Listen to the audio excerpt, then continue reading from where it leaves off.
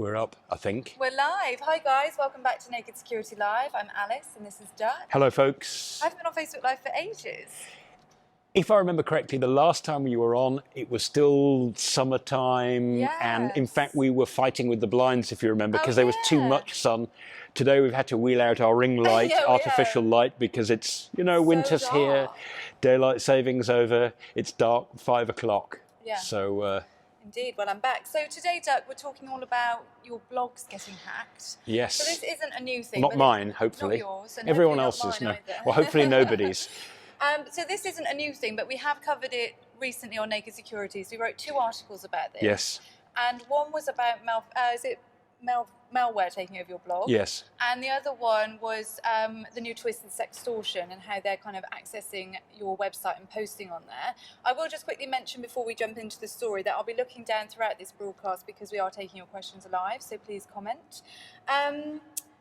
So I've got a blog and I've run websites in the past, but I'm not a particularly techie person, and I had, I think, some quite good security practices on there. But in terms of the kind of security that you would know about, what kind of thing would you... Well, I think the problem with blogging is, let's switch for a minute to email. Everyone uses email. Everyone's got an email account, but nobody these days really runs an email server. You just say, oh, I use email, I log in, I do my email, it's all automatic. Someone else looks after the back end. Exactly. And in some senses, that's kind of how blogs work these days. You don't have to go and buy your own hardware and get a fast internet connection and then set up Linux yourself and run Apache or Nginx web server and install WordPress. You just sort of, you get this thing from a service provider that gives you a blog, you log in and you manage it from there, and it feels like it should all be fine. Right. And for the most part, it is going to be, so someone else owns the server, someone else installs the Linux, someone else looks after the Apache or Nginx web server,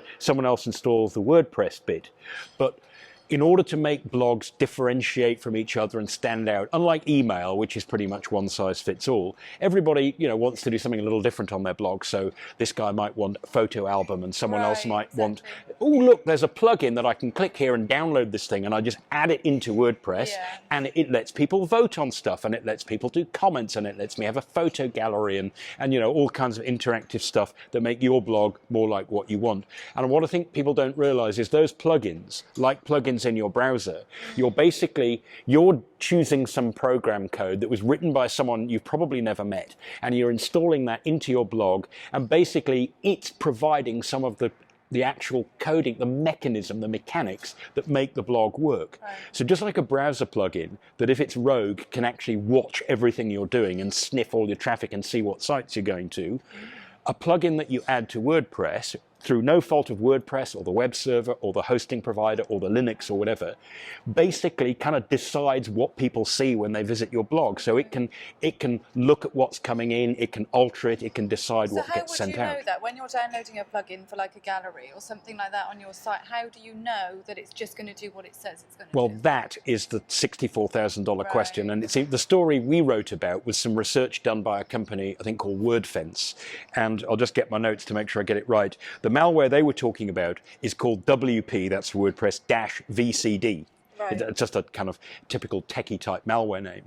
But the idea here is what the crooks did, instead of hacking into your blog, getting your password, finding a vulnerability or an exploit and breaking in and like sneaking the code in there, what they'd do is they'd choose some plugins, ones that maybe weren't free of charge, that you're supposed to pay a modest fee for. They'd steal those, they'd modify them by sticking malware in, and then they'd put them on a kind of, hey, get paid software for free site, aka piracy, and people go, oh look, a free way to get, oh, I'll try that out. And then they'd download this thing, and it would look like the real deal, it would have all the apparent trust of the real thing, except because they're not getting it from the legitimate site and they're kind of basically stealing the software, the crooks would use the fact that you're visiting a rogue site to get it, to put rogue stuff in, and they don't have to hack your site. It's kind of like you hack yourself. Right, I see. And the other side of that is that you can get free, open source, perfectly reputable plugins that people use, but then maybe they kind of fall out of fashion, the developers stop working on them, they don't get security updates, or you accidentally let them get way out of date because you choose the plugin. So that doesn't necessarily update itself when your service provider updates the Linux and the web server and the WordPress. The plugin that you chose 2 years ago could still have security bugs from 2 years ago, and the crooks could exploit that to put whatever they want in your blog. I see. So we talked a bit about malvertising. Yes. So is that another twist on the plugins, or is that something a bit different? Well, the malvertising can arrive in various ways. It could be by hacking an ad network's own server. So in amongst the legit ads are some rogue ones. But of course, if the crooks are inside your blog and your blog has ads and they have a plugin that actually decides the final content that gets sent out, then they can wait for the ads that your blog chooses that ought to be displayed, and then randomly, at their choosing, they can replace some of them with rogue ads. So it's like they sort of appoint themselves as a kind of ad network once in a while. And the problem with once in a while is really hard to track down. And the other problem is the people who are getting malvertised, who are seeing this malicious content, are your visitors, the people you're trying to appeal to, the people you're trying to attract, the people you want following and commenting and, you know, maybe buying products from you. And suddenly they're getting these security warnings in their browser, and guess whose name is in the address bar and at the top of the blog? Yours. So the idea of malvertising is it's a way of delivering malware via a blog or a website in a way that you don't permanently change the website. So if you then go and look through all the code in your website, you won't find the malicious ad because they just come up every now and then. That's why the crooks love this, because it's very, very hard for a security company to track down. User reports, oh, I went to this site and there was malware on it. And when you go back to research it, you get a completely innocent ad, and you try 50 more times, and then once in a while you get something bad, and 49 times out of 50 you don't. So does that mean they are targeting websites that get a lot of traffic then? Because otherwise they don't know that anyone's ever going to see the ad. Well, yes and no. Obviously, a crook who can get hold of a website that's high traffic stands to make more money out of it. But you know, if you look at cybercrime in general, you think of ransomware, the stuff that scrambles your computer and asks for money. The stuff that gets the big headlines is the ransomware that attacks a massive company and the crooks want $175,000. That's what gets the headlines. But there are still crooks out there who are going, you know what, I broke into this network, these guys are only going to pay me $1,000, they're going to take it. So that's the problem. If you have a low traffic site, it's still got some value to the crooks. And if you're downloading the poison plugin, you're infecting your own website. It's like free money to them, sadly. You're inviting them in, and they can then automatically decide what they want to do with your site. So you could argue that if they can get 1,000 low traffic sites, they'll probably make as much money as if they get one medium or high traffic site. And if they get the high traffic site, well, that's double money for them. So that's the problem, is nobody's immune to this. And I think people forget that when they install a plugin, it is a little bit like on your phone or on your laptop, downloading a whole new app. And when you go through that, you think, well, do I trust this? Maybe I better stick to the Play Store or the App Store. Maybe I better look up some reviews. But with plugins, somehow it seems really easy, and people say, oh, I'd love this one, I'd love that one. Because with an app, you kind of want to copy what your buddies are doing, because that's where the cool thing is. On a blog, you want to make your blog stand out. So it's not unusual for people to choose plugins that aren't widely known, because they think, oh, this one looks different, this will be a bit better, this will make me stand out. But when you invite a plugin in, into your blog, you're basically kind of giving it complete power over your digital online presence. So with blogs, we're talking a lot about older blogs that haven't been updated for a while, or that haven't been logged into for a while and might have been forgotten by the users. So is it the case that some of these plugins might have been legitimate at the time and they no longer are? Or is it just that they were always dodgy and they've just been sat on the site for a long time? My understanding is that the particular article that if you go and search for WP-VCD, Victor Charlie Delta, on naked security, that's a specific instance where the crooks were obviously going after people who were keen on plugins and were prepared to try and get something for nothing by going to pirate sites, and the crooks were using that as their vehicle. But obviously, if you have an older blog that you set up 2 or 3 years ago, and you install plugins 2 or 3 years ago, even if your service provider has automatically updated all the surrounding infrastructure, if you haven't updated those plugins since then, and even if they've been in the news, ooh, big bug in this, fix now. And of course, once a vulnerability has been fixed, then people feel free to talk about it. So the crooks will go looking for people who have an old plugin that everybody knows is dangerous, but some people haven't dealt with. So that's the problem with an old blog. You could just be sitting there and you've got an attack you've got a bug that was fixed 2 years ago. Yeah. If you haven't done anything about it, for your blog, it's kind of still like a 0 day, an attack that the crooks already know how to exploit. So we have a question, and it says, is the blog owner liable for this? So if they do have a dodgy plugin on their website that's promoting malware, is the blog owner responsible for the people who download that? Well, I guess I'm not a lawyer, so I don't know what the legal ramifications are, but certainly if the blog is there to promote you or your business, your name is all over it. Yeah. So even if someone doesn't want to sue you, It's bad for your reputation. it's probably, if they go, oh, that cost you, you need to pay a fine of $412. In many ways, that may be a lot less bad than someone goes, you know what? Don't trust that company, and then they go and tell all their buddies. A reputation is easy to lose and hard to regain. Yeah. So the problem is you're the person whose name appears in the blog, you're the person running the blog. And I guess there are issues depending on your jurisdiction that, of course, if someone has hacked your blog and they're not after making money, they're just after being a nasty person, they could post stuff on there. So instead of just posting a comment that you could then delete, or a comment that's somebody else's opinion, they could post an article that's fake news or racist or insulting or slanderous. Talking about things, sorry if I've just I think I mean libelous. messaged my mic. So we're talking about the sextortion stuff that we mentioned at the beginning. Sextortion isn't new, and this is something that's been happening for ages. So just a brief overview of that. That's basically when you receive these emails saying that somebody has recorded you via your webcam watching porn, and they'll send you like an old password from the LinkedIn data breach or any other data breach to kind of prove that they've got access to your email. But the new twist on that is that they're also getting into these old, say, WordPress sites or old blogs, and then they're posting on there to say, we've got a video of you watching porn, we'll post it on your website unless you send us money. So is that a similar thing? Is that coming via the plugins, or is that more of a link between the two old passwords being used? I think the answer is it depends, and for different people, the way the crooks get in, the crooks have got 10 different ways. The easiest way is if you haven't looked after your blog since the LinkedIn breach that leaked your LinkedIn password N years ago, and your blog passwords, they'll try that first. And if they get in, then they're already in. If you're not in, then they might go looking, what plugins have you got? Oh, look, image upload, let me upload, let me change the password. Or there might be a bug in the image plugin that lets them upload an image, but actually what happens when the image arrives, it runs a script that changes the password, and then they go and log back in. So in other words, the thing with the sextortion angle is the crooks they're using your blog to publish material, but they're doing it actually in a weird way to attack back at you. Right. So you were talking about, where they send you an email and it's got a password or a phone number, or, oh, look, this came from your account, I must have hacked you. And people have got used to that, and they know, that password, that's ancient. But what they're doing now is they log into your blog quietly. You don't realize because you're never looking at it.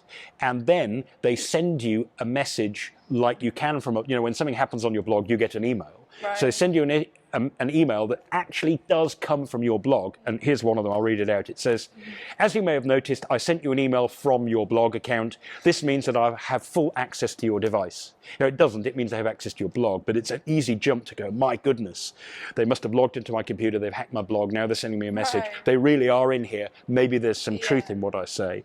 And even if you know the sextortion demand is a load of rubbish because you never watch porn, you don't have a webcam, or you don't care, and in the old days our advice used to be just delete the email and move on.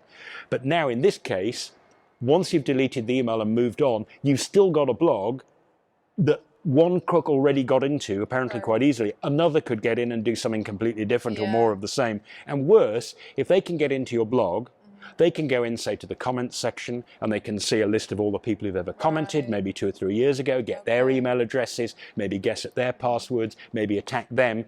And the attack would seem to be coming from you, your brand, your blog, your name. Yeah, well, and I guess if there is a public post on this blog saying, we've recorded you watching porn, pay up, or we're going to post it, that's also just an indication of they definitely have access to your blog, but that's only one example of what they could be doing on there. They've done a public post, but they could be doing all kinds of things on there. You could go in there and find that there are, article, because you haven't been taking care of your blog or even looking at it, you might find that there are 20 recent articles that somebody's been using to, promote a political political cause that you disagree with, or promote a product that is completely despicable, or post offensive material, fake news, malware. It doesn't really matter. You suddenly go and find that I have apparently been telling the world things that I despise and that I don't believe in and that don't represent me, and wow, there they are. If I delete them, it doesn't stop all the people who already saw them, and it doesn't stop all the discussion that's gone about, oh, this guy's a bit of a racist, so this guy's a polluter. We talked about this a bit on the podcast earlier this week. We covered this story on there, and you know, the advice is obviously that they don't have this video of you, and it is just another twist on the sextortion. However, as you just mentioned, it's still damaging for your followers of your blog who may not realise that this is a scam. For it to seem like you've been recorded watching porn is quite embarrassing. But as you say, if they post anything that's kind of politically controversial or anything like that, this can be really damaging for your brand. Yeah. So, and if they do publish, hey, we've recorded you watching porn, even if everybody who sees that is inclined to go, okay, that is not evidence, it doesn't mean anything. I mean, some people will assume the worst, so it's going to be bad. But even if everybody goes, okay, that's made up, the one thing that everybody seeing it knows is you didn't post it there, so therefore somebody else owns your blog. What else have they done? What other passwords of yours have they got? What else have they learned about your business? Are they at risk from actually associating with you or buying stuff from you, or, you know, participating in whatever it is your blog is there to promote? So, Duck, can you just, to end off this video, as I know we've been going for a little while, but this is a very interesting topic, can you just give us your advice for people if they've got an old blog or even one that they're still using, how they can protect themselves? Yeah, let's focus on the let's deal with the password issue, and very simply. And you know what I'm going to say: pick a proper password. Use two-factor authentication if you can, where you need one of those codes that you get on your phone that makes it a little bit harder for crooks. Don't make it really easy for them to find your breached LinkedIn password from 1700 years ago and log into the blog that you forgot about. So, and the second part of that warning is, don't have any internet presence or any internet account that you created years ago that you just ignore. If you're not using it, go and close it down. That's good advice. I mean, I had a WordPress site that I kind of just had made private because I didn't use it anymore, but I kind of wanted to keep it. And I think this story is good for people like me to think, do I need that website? And if not, maybe we should close it. Yes, because, well, if you remember the dear departed Mr. Body, we interviewed him recently, where he kind of went public and said, you know what, guys, when Instagram first came out, I was much younger and I didn't know whether I would be interested in it. It turned out I wasn't, so I created an account, put a rubbish password on it. I used it for a couple of weeks and I thought, I wasn't really into it then, and I just ignored it. And when he went back a couple of years later, he was following tens of thousands of people, and he changed from a man to a woman, by the way. And he realized that what's happened is somebody had basically borrowed his account and was using it to sell followers.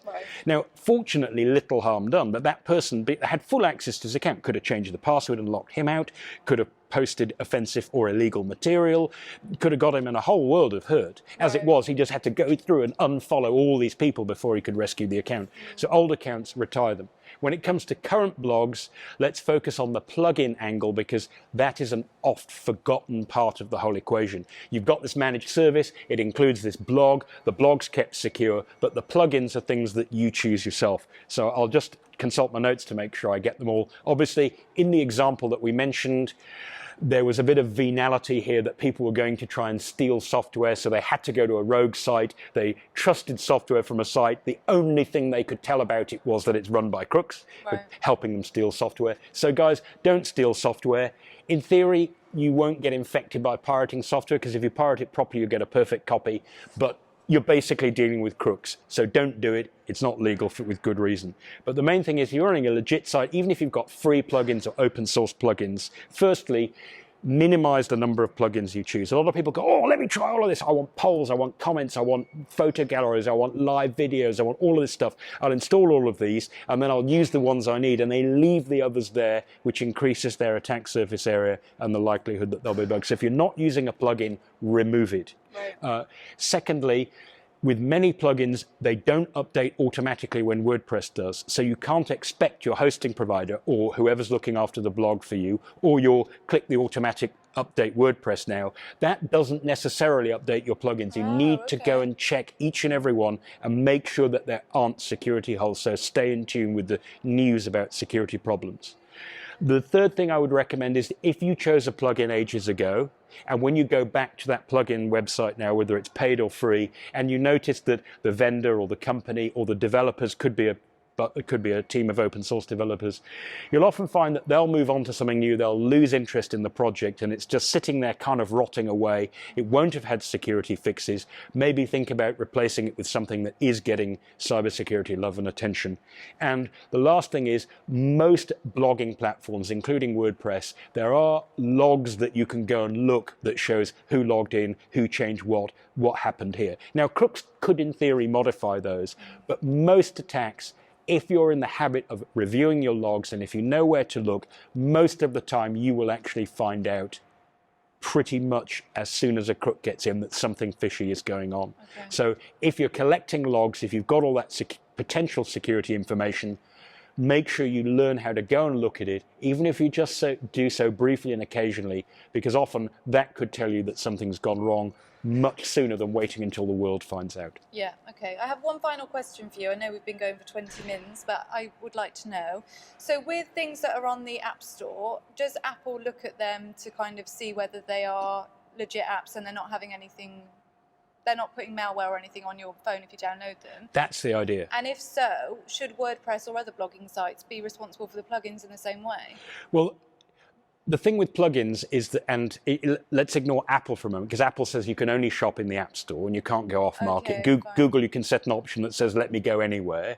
The Play Store isn't perfect, nor is the App Store. The Play Store, we frequently write about malware in there, but if you stick to it, your risk is very much lower than if you just go out to the Wild West or the Wild North, East or South and just download any old stuff. The thing with WordPress plugins, all browser plugins, is that yes, there are plugins that WordPress will go, yeah, we think this is a good one, this is a good one, this is a good one. Exactly the same with browser plugins. But the problem is that the whole idea of an open source toolkit like, you know, Linux plus Apache plus WordPress is it is meant to give you a sense of freedom. You can do what you want, and there's nothing to stop you saying, look, I think this is a really cool plugin, and if your buddy wrote it and you trust your buddy, why not? WordPress isn't going to say you can't do it. So the point is that with power comes responsibility, and you need to remember that clicking the update WordPress button, depending on what other things you've added and what other configuration changes you've chosen to make that they haven't controlled, they haven't prevented you doing that, you can knit yourself into a whole lot of trouble if you're not careful. Okay. So less is more, basically. Yeah, okay, good advice. Well, please continue to ask us your questions on this video if you're watching after the live stream is finished, and we'll continue to answer them. I like to end the videos with a promotion, as Duck knows. So I'm going to tell you that we have a brand new YouTube channel, which went live a couple of days ago. So just search Naked Security on YouTube. We'll be posting this on there and lots of other new video concepts. So do subscribe. And you are going to mention the podcast. I wasn't going to mention the podcast, but I am a walking advert for the podcast, which we do weekly. We share episodes about issues just like this. So it's every Wednesday. So there is a fresh episode for you to listen to. Alice actually threatened to wear her Naked Security podcast every Wednesday, listen now, subscribe now t-shirt, and I said, oh great, I want one, but it turned out it doesn't exist. It doesn't exist yet. Maybe it should. When I've got a few other things to promote, I'll get them all on the t-shirt, and then and if you're an avid listener or a #1 fan, yeah, I could give them out. Maybe you'll get one. You could be a walking advert as well. Yeah, why not? Thanks for watching, guys. Bye. Bye.